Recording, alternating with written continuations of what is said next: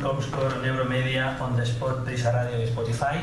Y como partner del estudio participó en People, por eso le he pedido a su directora, a Rosario Borrego, que me acompañe para comentar con vosotros la parte más metodológica. Si os parece, vamos a ello también, y para seguir con el mismo criterio anterior, pues llevaremos el debate a la mesa final de la mañana.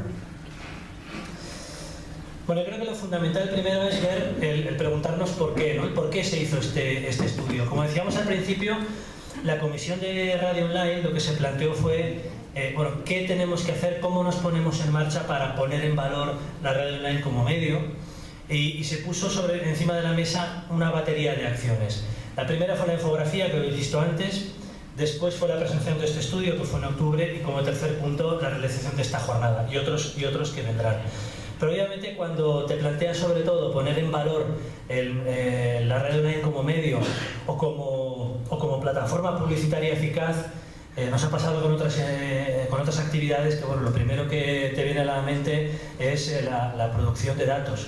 Para poder poner en valor ese medio y luchar un poco por esas ventajas que desprende el propio medio, tienes que empezar a tener datos de audiencia, datos de inversión y obviamente datos cualitativos que te permitan poner en valor, en este caso, la radio online como plataforma publicitaria. Entonces, a través de ese estudio lo que se decidió fue analizar cuatro puntos concretos, que fueron el público objetivo, los hábitos de consumo, la percepción de los oyentes y la complementariedad con otros medios. Y a través de estos 4 puntos, el poder obtener información relevante, como en este caso fue el perfil demográfico, la convivencia de los medios tradicionales versus la intensidad del uso con Internet, la imagen y la percepción del oyente respecto a los contenidos y a la publicidad, y la diferenciación de los distintos formatos de radio online. Como os digo, lo que vais a ver es una vista de un estudio completo que está a disposición para todos los socios a través de nuestra web. Y sí que le pido a Rosario que nos explique la parte. Gracias, Antonio. Como bien decía antes Antonio, hace falta como primer paso contextualizar y casi cuantificar, ¿no? Paula muy bien ha contextualizado toda la radio, su evolución y cómo tiene un valor para el usuario, cómo se ha desarrollado, y nosotros también queríamos dar ese paso para cuantificarlo, ¿no? Y qué mejor manera que cuantificarlo a través de el usuario, ¿no? El consumidor, para bueno, poder preguntarle, poder encuestarlo. El estudio se hizo a través de una metodología de encuesta que realizamos a través de Internet, lo que en el sector de investigación llamamos metodología CAWI, en el que bueno, pues se diseña un cuestionario, una batería de preguntas que intentan abarcar todos los aspectos que de partida Antonio os ha contado. Nos planteábamos esos objetivos, intentábamos llevarlo a esas preguntas que el internauta, al final el usuario final de la radio online, nos pudiera devolver su opinión, su percepción, su valoración, los usos que hace del medio. Y de esta forma lo hacíamos con una visión muy amplia.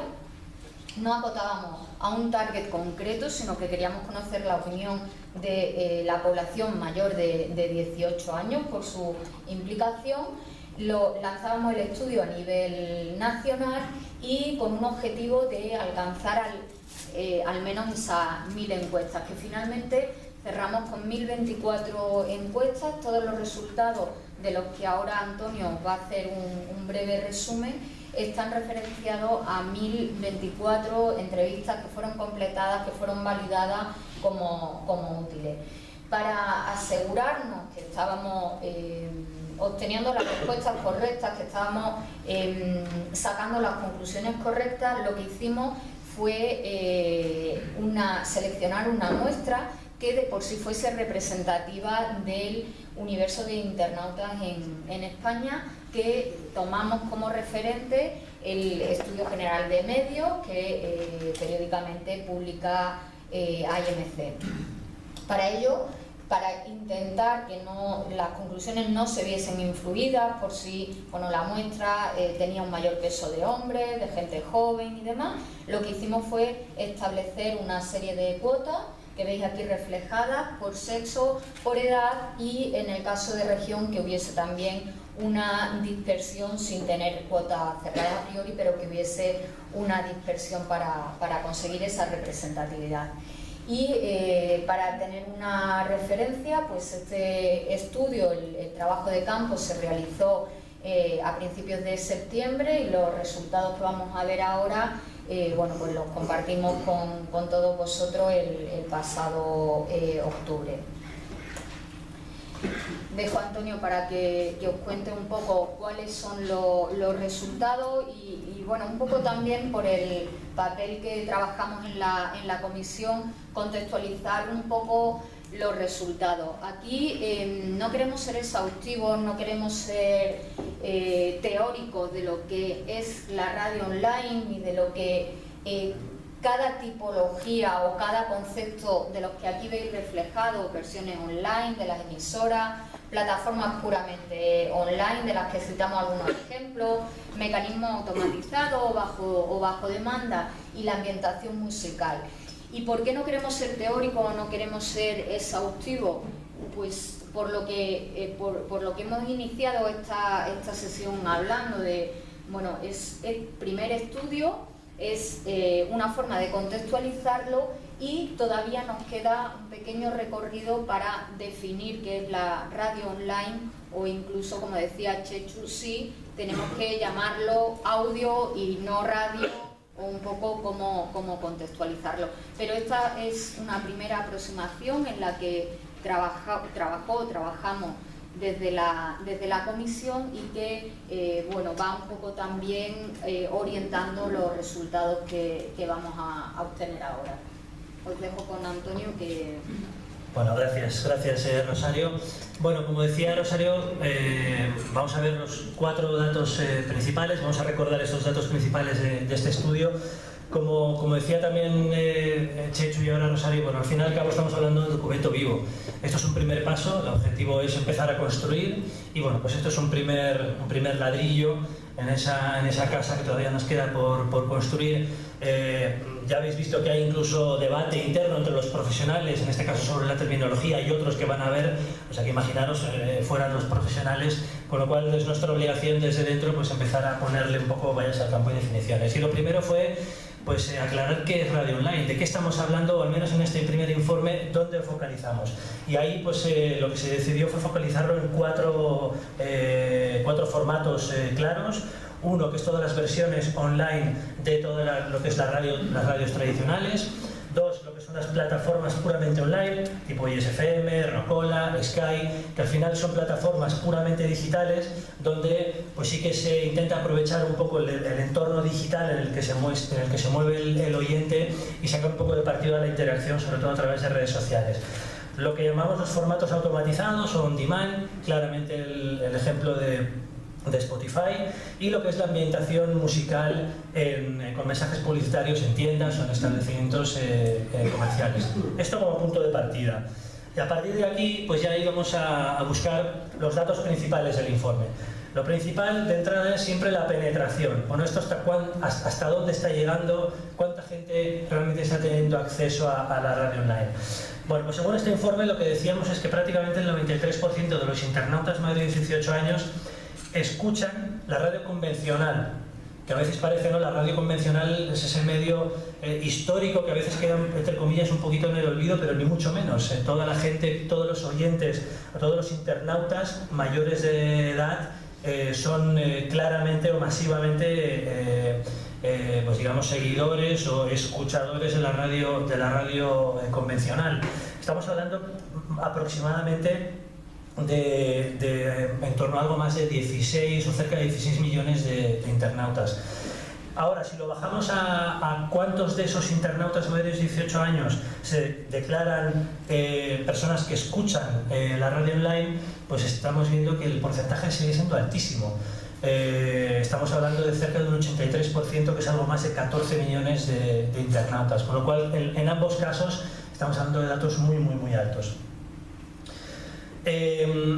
Aquí lo que queríamos también averiguar son esos momentos de consumo y sobre todo focalizado en dos vías, ¿no? Una, en qué días, dividiéndolo principalmente en laborables y festivos, y luego durante el día en qué momentos del día consumes tanto radio convencional como radio online. Bueno, pues en la parte de días, de identificar por un lado pues, los días laborables y los días festivos, pues el consumo de radio convencional pues se identifica más con días laborables y sobre todo en el momento por la mañana, ¿no? Lo que se puede conocer casi como el momento coche, ¿no? Es cuando te diriges con el coche al trabajo por la mañana, es un momento donde la gente masivamente escucha la radio tradicional. Pero en cambio cuando vemos la foto de los días festivos, ahí ya la cosa se iguala y se equipara, se reparte de forma equitativa. Ahora, cuando analizamos los momentos del día, en el consumo de la radio tradicional sigue un paralelismo con la foto anterior. Tiene sentido que la mañana pues tiene un pico mayoritario y luego cuando llega la tarde y la noche pues ya se equipara un poquito. En el caso del consumo de la radio online es todo bastante similar. No podemos hablar de prime time por la tarde, pero sí que hay un ligero repunte en que el consumo un poquito mayoritario de la radio online se produce durante el momento tarde del día. Preguntábamos también por la frecuencia de consumo de los contenidos, ¿no? Fijándonos un poco en esos 4 formatos, vemos que del 82,7% de los internautas que escuchan la radio online, la gran mayoría, que es el 81,5% de los internautas, escucha versiones online de emisoras convencionales. Lo vemos en la primera fila, ese 81,5% que representa el 98,6% de los oyentes de la radio online. Han contestado alguna vez también, un poquito más repartido, las otras 3 opciones en plataformas puramente online, un 53%, automatizados un poco superior, un 64%, y en ambientación musical un 63,7%. En los 4 casos, la respuesta de alguna vez ha sido mayoritaria, pero obviamente en el caso de las versiones online de radios tradicionales o de emisoras tradicionales, el porcentaje es mucho mayor. También queríamos averiguar a través de qué dispositivos. Nos parecía interesante, es bueno, habitualmente a través de qué dispositivos y servicios te conectas a la radio online.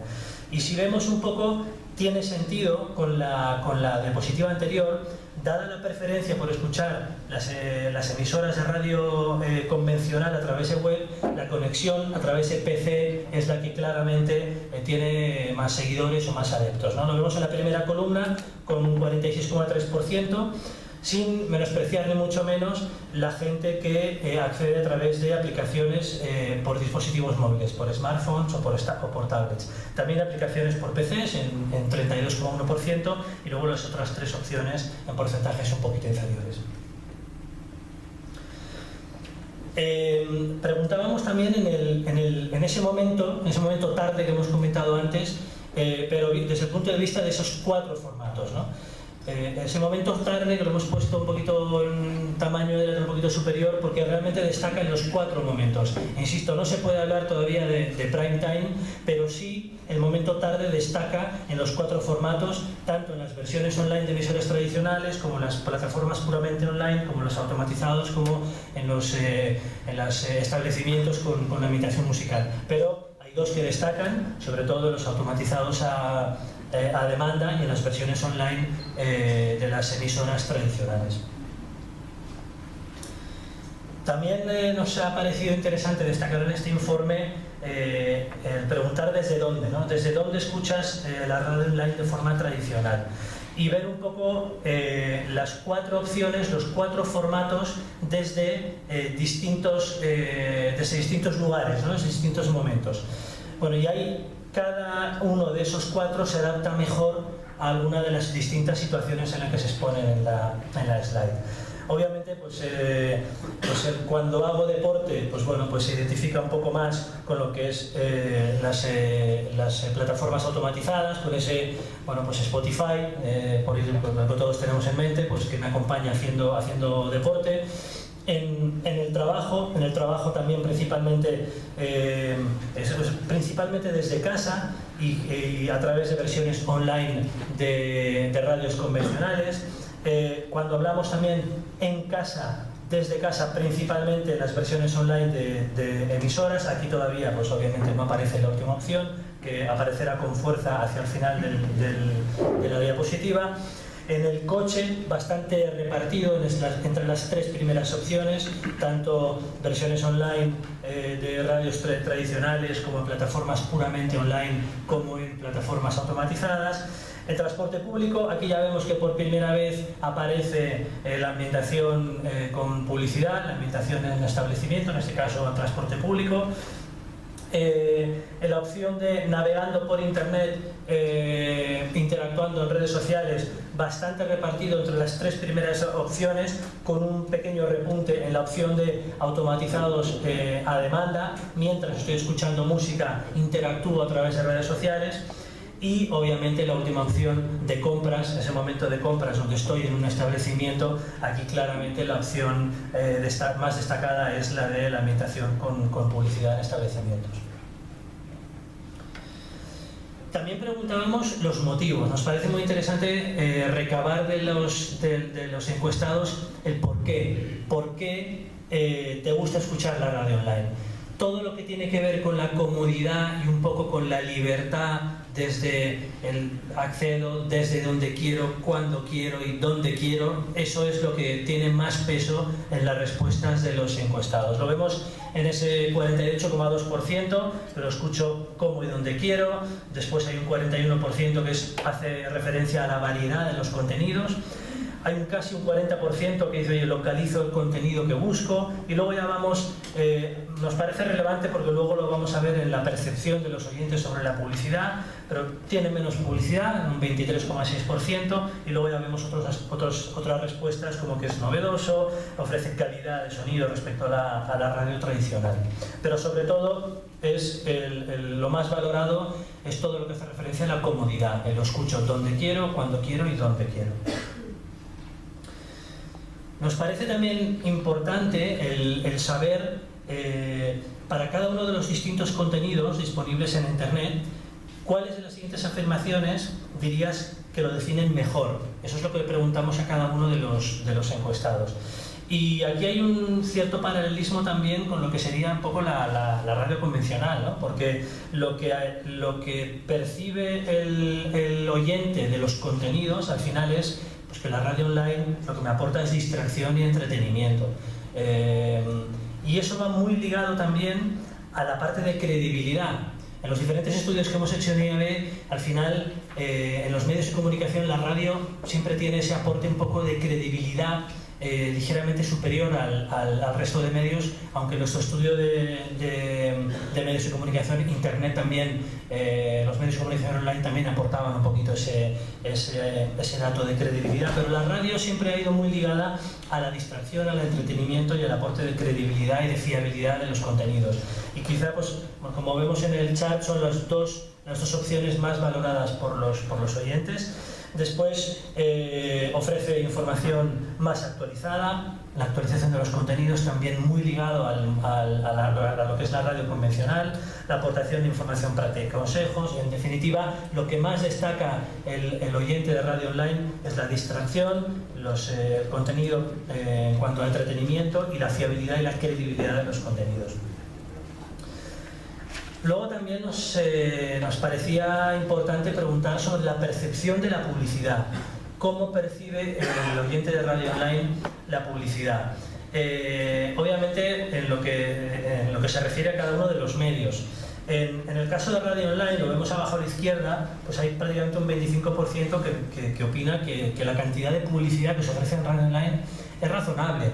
Esto lo conjugamos también con los diferentes estudios que hacemos en la asociación, en la cual también gradualmente percibimos una ligera madurez. Esto lo repetimos continuamente, pero creemos realmente que es así, una creciente madurez gradual en el internauta respecto al entendimiento de las reglas de juego. Siempre solemos decir que esto al final la fiesta la paga alguien, la fiesta normalmente la paga la publicidad, y el oyente cada vez más, en este caso, yo creo que es consciente que, bueno, pues pasar por ese peaje, y si encima es un peaje pues un poco afín a mis consumos, pues bueno, son unas reglas de juego un poquito más aceptadas en general.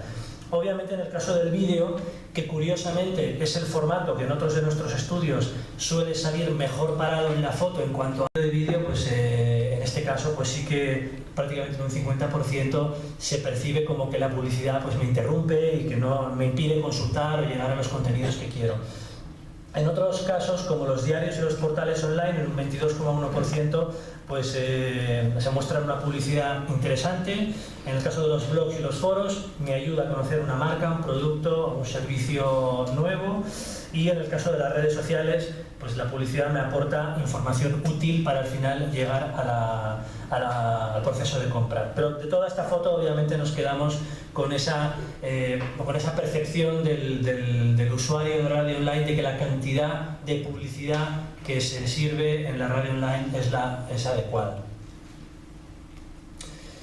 Y como os decía, esto es un recordatorio de lo principal de un estudio mucho más amplio que podéis tener a través de la web de IAB para socios, y que para irnos con 6 ideas principales de esta información que os acabo de recordar, pues uno, que prácticamente el 83% de los internautas mayores de 18 años declara ser seguidores o que escuchan la radio online. Nos parece un porcentaje altísimo. Estamos hablando, por recordar, de en torno a unos 14 millones de usuarios. Que el formato más extendido entre los internautas es la escucha a través de emisoras de radio convencional en la web. 3. Que el momento de consumo más habitual en los formatos es la tarde. Veíamos que la tarde tenía ese ligero repunte en los 4 formatos que se han expuesto en este estudio, pero no podemos hablar todavía, en el caso de la radio online, de prime time. Es un ligero repunte, pero no podemos hablar todavía de prime time.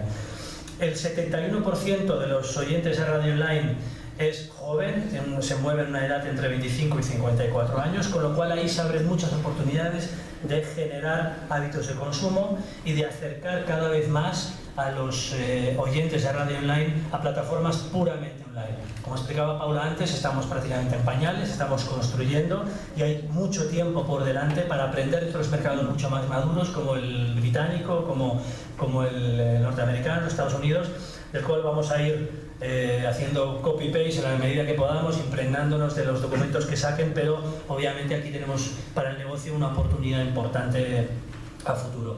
5. La radio online se percibe como un medio principalmente de entretenimiento, esa comodidad del dónde, cuándo y cómo quiero, tengo acceso a los contenidos. Y para terminar, la última slide, que es esa percepción que tiene el oyente de radio online de la publicidad, que la considera una cantidad de publicidad razonable, y que bueno, pues que creemos que es muy buena noticia para el sector publicitario.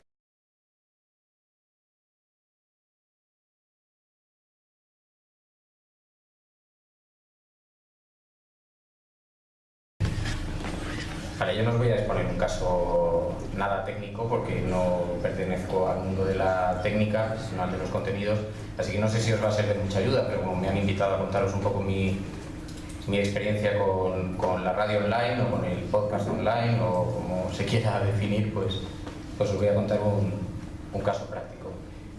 No sé muy bien el tipo de público al que me estoy enfrentando, porque he preguntado, no sé si sois todos del sector publicitario o hay gente de medios de comunicación, de otros programas, de otras también. Vale. Os voy a empezar a contar contando qué es lo que hago yo aquí, porque probablemente muchos de vosotros no lo sepáis, no sepáis quién soy. Yo monté una emisora de radio hace 18 años por internet, en el dormitorio de la casa de mi madre, una emisora que se llama radiocable.com, lleva en funcionamiento desde entonces, que es un medio aparentemente generalista, donde vemos información en texto, en audio y en vídeo. Es una empresa familiar muy pequeñita, pero es un medio estrictamente segmentado. Nuestro público objetivo, desde entonces, prácticamente, al principio vacilamos más, pero nuestro público son los corresponsales internacionales que residen en España. Este es un colectivo de unas 500 o 600 personas, con un enorme poder, como podéis suponer, puesto que escriben en el New York Times, Washington Post, pero es un colectivo pequeño, por lo tanto nuestras aspiraciones nunca han estado relacionadas tampoco ni con las audiencias, ni con la batalla por las estadísticas, ni nada parecido. Por eso lo que os voy a contar es un poco marciano, pero quiero que entendáis que está muy estrictamente pensado para lo que nació y para lo que nosotros hacemos, ¿no? Me he traído algunos vídeos y algunas cosas que os voy a poner y os voy a contar mi historia personal, que es la historia de Radio Cable, ¿no? Yo vengo de una familia desestructurada. En mi casa tuve que ponerme a trabajar muy joven, con 16 años, en el mundo del periodismo, y en el momento en que Internet empezó a irrumpir en nuestro país, pues a través de un familiar que se dedicaba a diseñar páginas web, le pregunté si esos contenidos que hacía fuera se podían llevar al mundo de la red, ¿no? No se había hecho sonido prácticamente en España nada, pero en el exterior muy poquito. No había prácticamente, os podéis imaginar, en aquel momento para conectarse a Internet, los modem eran de 9600 baudios, o sea, no había conexión suficiente para bajar audio con calidad. De ahí que nace un planteamiento que es, si lo que vamos a ofrecer es un contenido global, tendrá que tener una vocación global y un espíritu global, por tanto no se pueden ofrecer contenidos desarrollados a mediodía, con un lenguaje propio del mediodía, para que un tipo en Estados Unidos lo esté escuchando por la noche en la calma de su hogar, ¿no? Entonces pensamos, tiene que ser a la carta, tienes que decidir cuándo escucharlo, no puede ser una emisión constante de 24 horas, puesto que la gente que lo va a escuchar se tiene que conectar para hacerlo y tiene que pagar la llamada telefónica, porque entonces no existía la tarifa plana ni nada parecido, ¿no? Así que nació un medio de una emisora de radio a la carta. Hoy está todo aceptado, conocemos el podcast, conocemos todo eso, pero os podéis imaginar que en el año 96 eso no existía, no se había dado ni se había hecho en ninguna parte, ¿no? Aquello fue muy bien considerado, lo seleccionó Microsoft, lo descubrió y lo clasificó en un ranking que elaboraron como uno de los 30 mejores medios de comunicación del planeta, junto al Washington Post, al Wall Street Journal, a los grandes referentes norteamericanos. No sabían que se emitía desde una casa. Lo descubrieron cuando empezó a aparecer en los medios de comunicación, porque aquello tuvo una cierta repercusión. Lo que hoy viene recogida en las páginas de Internet, y más en concreto en la radio que Fernando Berlín, un joven madrileño, ha creado en ese sistema de comunicación. Es una forma de entender el periodismo que ha sido muy valorada por Microsoft. Una habitación de apenas 8 metros cuadrados es la redacción de Radio Cable, una emisora que nada más nacer ha sido distinguida por Microsoft como uno de los mejores medios de comunicación del mundo por Internet, a la misma altura que el Wall Street Journal o la revista Times. Para estar emitiendo un programa de radio que se hace desde un domicilio y poder competir con los grandes medios de comunicación mundiales, pues eso te abre una puerta, que es la puerta de la creatividad, lo que realmente tiene Internet, ¿no? Que permite con poca creatividad, con mucha creatividad, luchar contra las grandes empresas en igualdad de condiciones. Este sonido podría costarles 2 años de cárcel. A las 10 de la mañana llega a su cita Radio Cable salta a Internet con un boletín informativo que los navegantes de todo el mundo pueden volver a escuchar a cualquier hora del día. Fernando Berlín, con 23 años, es su creador, director y por ahora su único empleado. Él también subtitula algunas entrevistas que Radio Cable incluye en su programación. Creo que el español está un poco en desventaja con respecto al inglés dentro de la red de Internet. Entonces, bueno, pues un poco la idea es emitir programas que, bueno, se emiten en castellano, como en castellana, para gente de habla hispana, pero subtitulados para que, bueno, para hacerlos comprensibles, incluso como elemento didáctico. Radio Cable ofrece también un espacio dedicado a la historia de la radio, una historia a la que se acaba de añadir un nuevo capítulo. Os he dicho que era un poco friki. Entonces tenía 23 años, ahora tengo 40. Me parece un buen tiempo. Pero lo pongo para reflejar que es verdad que estamos viviendo la irrupción de un montón de gente que vía podcast o como se le quiera llamar, a través de sus casas están ofreciendo productos informativos, ¿no? La emisora durante todos estos años tuvo mucha repercusión, le han dado un premio Ondas, tenemos un convenio con el Washington Post, otro con la BBC, digamos que tiene un espacio, sigue siendo una empresa bastante marginal, somos muy pequeñitos, somos una panadería familiar en la que trabaja mi madre, en fin, somos una empresa pequeña. Ahora ya no está en casa de mi madre, está en un piso que hemos comprado, pero sigue siendo un proyecto bastante fuera de los circuitos convencionales, ¿no? Eso plantea muchas dificultades, puesto que nosotros no aspiramos por la audiencia, el segmento al que nos dirigimos, que es muy pequeño, no aspiramos a las campañas publicitarias convencionales, al trato con las agencias, pero a la vez también bueno, tenemos un espacio muy trabajado durante muchísimos años, muy reputado en su segmento, es decir, hay mucha confianza en lo que hacemos y a día de hoy básicamente hacemos análisis de la prensa internacional, de lo que se publica en el extranjero, hacemos análisis de reputación de las empresas en la prensa internacional, Por lo tanto, es muy interesante para las compañías, porque finalmente lo que estamos haciendo es un trabajo que va más allá de lo que se ve en la propia página web, ¿no?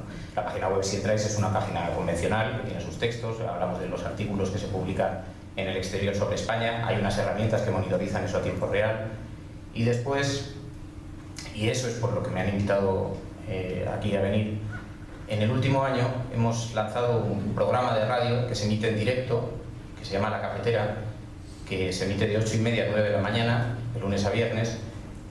Es un programa que está teniendo una enorme repercusión en la red. Llevamos 13 días seguidos siendo trending topic todas las mañanas, durante y a lo largo de la mañana, y que tiene una enorme repercusión porque se ha establecido, a pesar de que el objeto sigue siendo vocacionalmente también acercarnos a nuestro segmento y tratar de ofrecerles claves sobre lo que está ocurriendo en España, claves políticas, pero es un programa en conversación con las redes sociales, es decir, con una enorme interactividad con la gente, ¿no? Entonces eso provoca una grandísima repercusión en Twitter, que nos ha llevado eso a ser trending topic durante muchos días. He traído algunas cifras, no muchas, porque podéis suponer que siendo un producto bastante experimental, porque nos sirve para explorar, para jugar, para interactuar con la gente, que no tiene una vocación económica, no hemos buscado ningún tipo de patrocinio, y que el objeto que tiene en realidad es explorar esto que está sucediendo en la red, ¿no? Por tanto, no tenemos herramientas de análisis, no lo estamos enfocando como una cuestión basada en mercados publicitarios ni nada parecido. Pero hay algunos datos que me han enviado hoy, porque entre los internautas hay algunas personas que se dedican al análisis de audiencias y al análisis de esto, y para que veáis un poco, por ejemplo, la difusión que ha tenido nuestro hashtag en las últimas semanas, en algunos casos hablamos de 13 millones de impresiones del hashtag, es decir, hablamos de unas cifras enormemente importantes. Estamos hablando de un medio de comunicación que no tiene ningún respaldo de grandes marcas detrás, que lo hace un tío desde su propia cuenta de Twitter. Lo hago desde... Ahora ya no estoy en casa de mi madre, pero yo el estudio lo tengo anexo a mi casa. O sea, si me levanto por la mañana y hago el programa en pijama, o sea, y esto lo cuento, ¿no? Digamos, para hacer un programa en pijama, pues tienes a veces, fíjate, La Cafetera para el rato, 2.300 personas interactuando a tiempo real durante el programa, ¿no? Son cifras muy elevadas, pero digo, nada científicas, puesto que son datos que me han elaborado para gente que está relacionada con el programa y que de alguna manera le interesa. Hay otros datos, por ejemplo, que son bastante interesantes, que es la comparativa con los grandes medios. Cadena SER, Antena 3, en el mismo día compitiendo con hashtags parecidos que ellos están lanzando en Antena frente a un hashtag que estamos lanzando nosotros en Antena, es decir, la penetración es evidentemente muy potente, ¿no? Porque la interactuación es muy potente. Esto tiene que ver en realidad no solamente con la oferta de los contenidos que damos, que es un contenido, entiendo, más joven probablemente, mucho más enfocado al tipo de público que está en ese momento conectado a Internet o en Twitter, está más pegado a lo que le está sucediendo a la sociedad en este momento, a la catarsis que se está viviendo en este país. Es decir, nosotros hablamos mucho de la nueva política, no somos un programa relacionado con Podemos ni nada parecido, pero aquí se está dando una auténtica catarsis que está relacionada con Podemos, con Ciudadanos, con esos movimientos sociales, y nosotros tratamos eso, pero desde un punto de vista informativo bastante tradicional, en el sentido de que siempre tenemos invitados de muy primer nivel en el programa. La semana pasada, por ejemplo, que fue este trending topic, el de Pablo Iglesias, que hicimos además una audiencia bestial, fue la primera entrevista, fue una entrevista en exclusiva de Pablo Iglesias cuando salió de Ver al Rey, ¿no? Entonces es una entrevista que no emitió ningún medio de comunicación, que no tenía ninguno, y de la que tuvieron que hablar después otros medios de comunicación en Antena. Pero hoy, por ejemplo, hemos tenido a Jesús Cintora, que ha sido la primera entrevista que ha dado en un medio de comunicación. La semana anterior tuvimos a Felipe González hablando el primer día cuando le consideraron personaje no grato en Venezuela.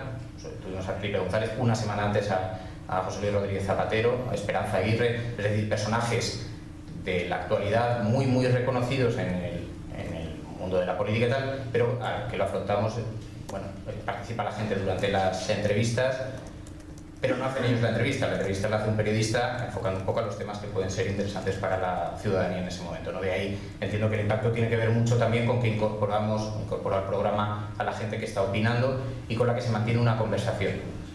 Yo creo que uno de los problemas que ha sucedido en los grandes programas de radio, que está sucediendo también en la televisión, es que ha dejado de hablar de la gente, han empezado a hablar mucho de ellos mismos, ¿no?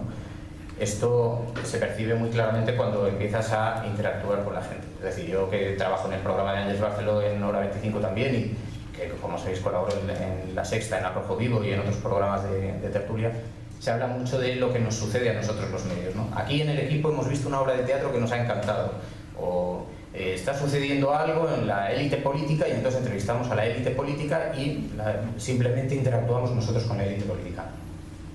Y eso ha descuidado a la gente, ¿no? Que son los verdaderos protagonistas de este rollo y que son la audiencia que necesita además no solamente que se hable de ellos, sino que se converse con ellos y se participe. Es esto que lo vivimos de forma muy natural en Twitter, los medios de comunicación tradicionales, que en mi opinión lo han olvidado, y por eso un programa marginal que hace un tío en pijama en una guardilla aquí a 2 manzanas, pues logra competir en términos de impacto con programas muy sólidos como Al Espejo Público o el programa de Pepa Bueno en la cadena SER, ¿no?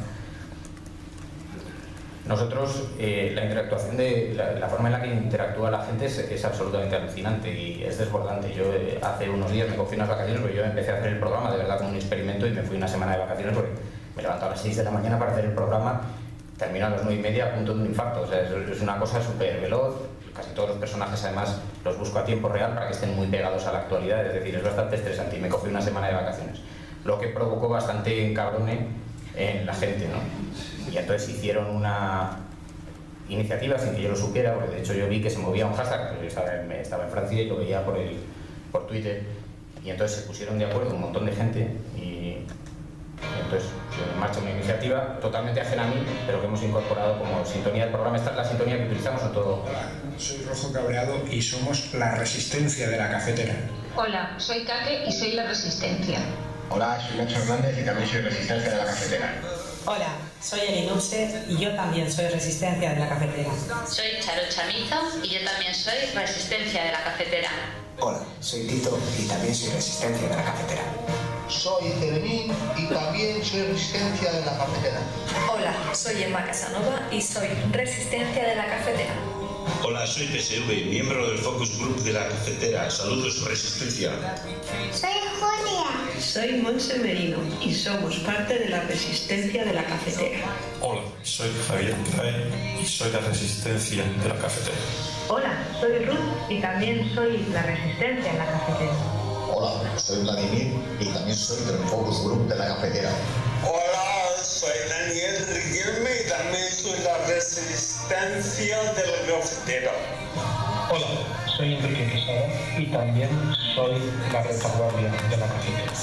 Hola, soy Fanny Pico y también soy la Resistencia de la Cafetera. Me voy a poner entero para abrumaros un poco porque hay un mogollón de gente, pero mogollón, tanto que se ha quedado muchísima gente fuera y ahora están haciendo una segunda tanda para que incorporemos otras. Es verdad que hay una enorme conexión entre la gente y el programa. Creo que tiene que ver con el lenguaje que se utiliza, no solo por esa proximidad, sino porque de alguna forma todo esto que se está viviendo en este país también nos está dejando un poco en soledad frente a unos acontecimientos vertiginosos que se están moviendo a gran velocidad, que no sabemos explicar realmente. Es un panorama muy convulso, nadie sabe adelantar qué va a pasar de aquí a las elecciones, cómo se va a componer el Parlamento, nadie sabe muy bien cuáles van a ser los próximos recortes, si nos va a afectar, nadie sabe muy bien si va a haber trabajo o no va a haber trabajo. Y en todo ese sentido, el propio lenguaje que he instalado en el programa habla de la resistencia, habla de la gente que está unida, que se resiste a un cambio, que se resiste, que necesita además formar parte de algo, y por eso este logotipo, que también fue una idea de la gente del programa, luego ya lo ha hecho un diseñador nuestro, lo ha mejorado, pero como veis es un grupo es la estatua de Iwo Jima levantando entre todos una cafetera, pero que creo que refleja bastante bien el espíritu. Después en la web hemos abierto una tienda también con tazas, con camisetas, así relacionadas también con la propia...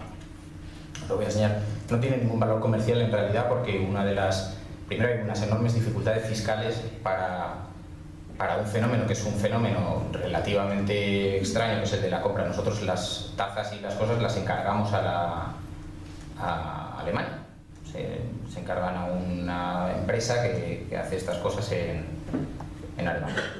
Y entonces el trato fiscal de este asunto es bastante complicado porque requiere un número de identificación fiscal, de transferencias europeas, en fin. ¿En España? Entonces lo hemos puesto gratis porque también hemos entendido que Pues realmente... vamos a preguntar a Jesús Cintora.